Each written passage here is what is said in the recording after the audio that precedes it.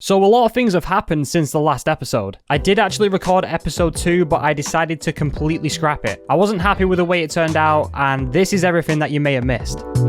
The first thing that I actually got to work on is building my base. I actually designed this in a creative test world, and I got building it right in the place that I want it, and my whole vision for this is to have a really cool underground base with all the necessary things that I could ever need. And then after that traumatic event that happened in the Nether where I lost my first Fortune 3 pickaxe, I thought it was about time we try and speedrun getting full Netherite tools and full Netherite armor. I figured this would be absolutely essential for this world because I really do not want to lose any tools and armor that I worked so hard to get, like unbelievably hard to get, ever again. So I went mining for ancient debris for, I don't know how long I was doing it for, a long time. And yeah, we ended up getting full Netherite armor and full Netherite tools. Everyone on the server agreed that I should take down the Ender Dragon on my own so that everyone could get elytras and shulker boxes. We figured this would be a really good step in the right direction, and that's what I did. After the fight, I got all the XP and enchanted a load of books so that anyone on the server could get the enchantments that they wanted, and that I would share these out amongst the players. And then I spent a full day, literally a full day, raiding End City ships. I wanted to create an elytra shop, so I went to every ship that I could find, and I was non-stop grinding the entire real life day, just getting as many elytras as I possibly could for the people of Imperial SMP. And then I accidentally killed my parrot with sweeping edge free while I was fighting a zombie. Rest in peace. And then it was time to do some base work, so I got some hidden lighting installed into the floors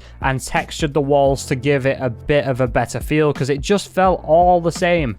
I just wanted to get some new blocks in there. And then I went on a massive deep slate mining mission so I could build my elytra shop, which was going to be using variants of deep slate. And then I decided to construct this little shop out of deep slate. And to be honest, I'm pretty happy with the way this turned out. And the last thing I needed for the interior is oxidized copper. So I spent ages and ages AFKing and splitting the blocks apart so that they would oxidize faster. And then I got to work on my underground base, digging out the first room, which was going to be for the trading hall, and then digging out the second room, which was going to be for my villager breeder. And then straight after that, I got to work on an automatic wool farm, which I would be needing a lot of later in the series. Everyone knows that sea lanterns is my favorite light source in the game, so I got to work on my first guardian farm of the series. I say first like I'm going to build more. It's probably going to be my only guardian farm, but this thing produces tons and tons of resources. And then I quickly realized that I had the heads to take on the wither, so I trapped it under the end portal and got my first Never Star. And that's pretty much everything that's happened. Well, I say that's pretty much everything that's happened, but there's definitely a lot more that's gone on. As an example, me dying a total of 9 times.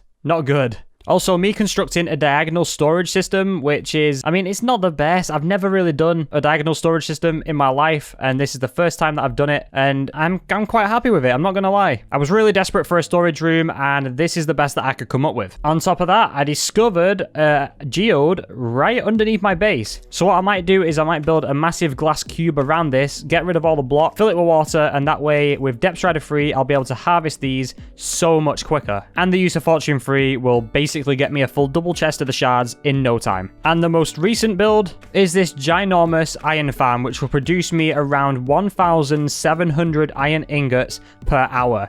I must have spent a good 3 hours just on getting the villagers and the zombies in alone. This I saw on Shulkercraft's channel, and it's very, very effective. Little AFK spot there for when I want to try and get some iron, which I do have a lot of. And yeah, that is literally that. And I think that's everything caught up with in terms of the stuff. Oh, actually, no, there isn't. There's actually a few more things that I need to show you. This design here for a trading hall is also from Shulkercraft. This took me a long time. The villager breeder, though, is actually a design. I'm not too sure if Logical Geek Boy actually designed this, but that's where I got it from. Little villager breeder right here.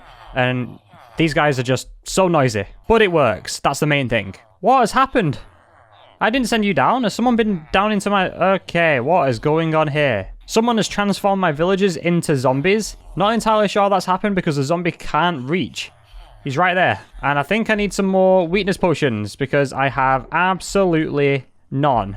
Who on earth has done this? Has someone trolled me? I feel like someone's just trying to troll me. Oh yeah, this track here is from last night where I built an iron farm just to get them from my villager breeder to my iron farm. I really need to try and cure these guys before, yeah, anything happens. So let's get on with that. Grab some golden apples. Oh, wait, I actually have one weakness potion right here, but I'm actually going to need some more. So let me grab, I think I only need this, I'm pretty sure.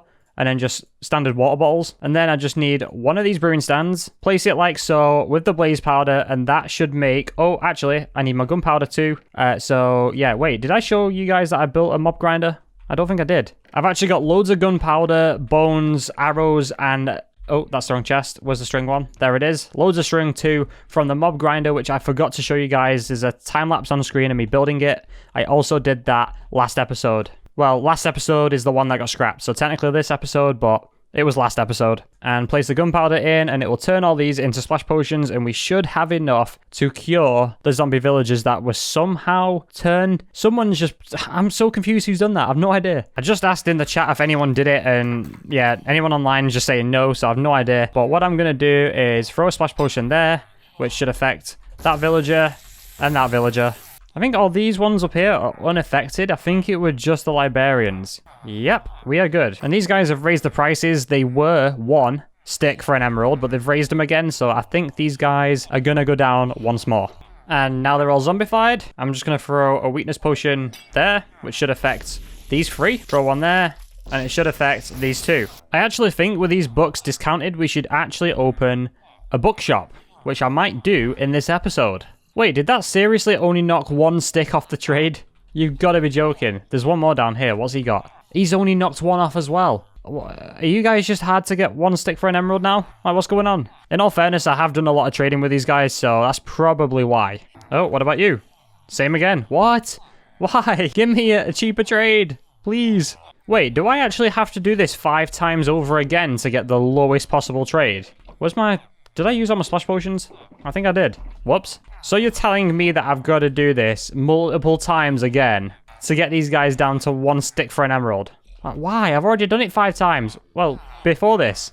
I think 6 is a pretty good deal anyway, so let's just trade and see how many we get. You know what? I think in this episode, rather than building my shop, I think I will prioritize getting rid of these Fletchers because they're pointless. Rather than trading sticks and wasting wood, why don't I just go and make myself a raid farm and get emeralds? I mean, it makes perfect sense. So all them sticks give me 2 stacks and 9 emeralds, which I mean is still pretty good, but I feel like we need to build a raid farm. So how about let me go and grab the resources and let's get started on building the raid farm.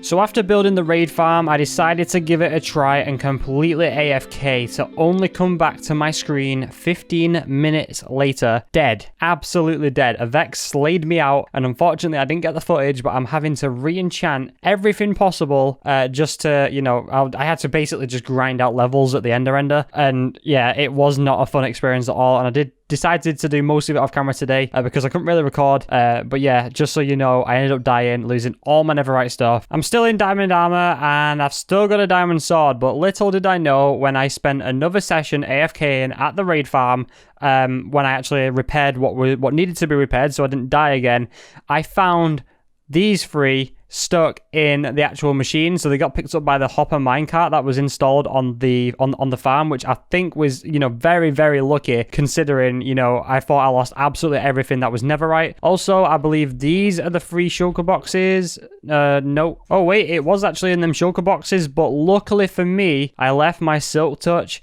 hoe. Oh, that needs efficiency 5. And I also left my fortune 3 pickaxe in the shulker boxes that I left close by on a sand island where I set my spawn. And they actually survived, obviously, because they was in shulker boxes. But then these nearly didn't survive. But everything else, unfortunately, despawned. And while I was AFKing at my raid farm, I checked what I got, and I got the majority of these emerald blocks from the raid farm after AFKing for about an hour and a half. So that is pretty good going. We could actually construct ourselves a beacon very soon, but I kind of don't want to place it anywhere. I need somewhere to put it. I don't really want to place it just in the middle of my base because I've got plans for this in the next episode. Stay tuned for that. Well, I guess I'll just tell you guys the plans now so you can have something to look forward to. So everything here is going to get planned out in terms of, you know, the wool farm was built because I think wool is a very useful like planning block when it comes to like planning out terrain and where things are going to go. I'm going to build a custom tree right in the center of that, and I'm also going to just change this so it goes from like, you know, not much depth to more depth, like sort of going up towards the tree. That's how I'm probably going to do that. And then I'm going to add some different pathways. I'm going to outline crop fields and all that sort of stuff around here, and I think it's going to be pretty awesome. One thing that I do want to do before next episode as well is I'm going over to these custom trees that Nashcrafter built, and I want to try and get as many of these leaves as I possibly can. Now I believe this one is dark oak if I'm not mistaken. Yep, there's dark oak right there, and there is also, I believe this is azalea if I'm not mistaken. It is azalea. So these two are the only decent looking leaves that look good on this texture pack. I mean, these ones don't really look right good. I mean, they suit the biome, but in terms of, you know, trying to add some color to the world and stuff, I feel these are the way to go. So I'm definitely going to be getting way more leaves off camera because who wants to watch me gather leaves? Absolutely nobody. And yeah, next episode is just going to be completely filled with building. No more farms for now because I think I've got more than enough. I've got an iron farm, wool farm, raid farm over there somewhere. I've got a wandering trader farm, which I did on stream. If you guys catch that on twitch.tv/Metricate, link in the description. And we are currently being put to shame right now because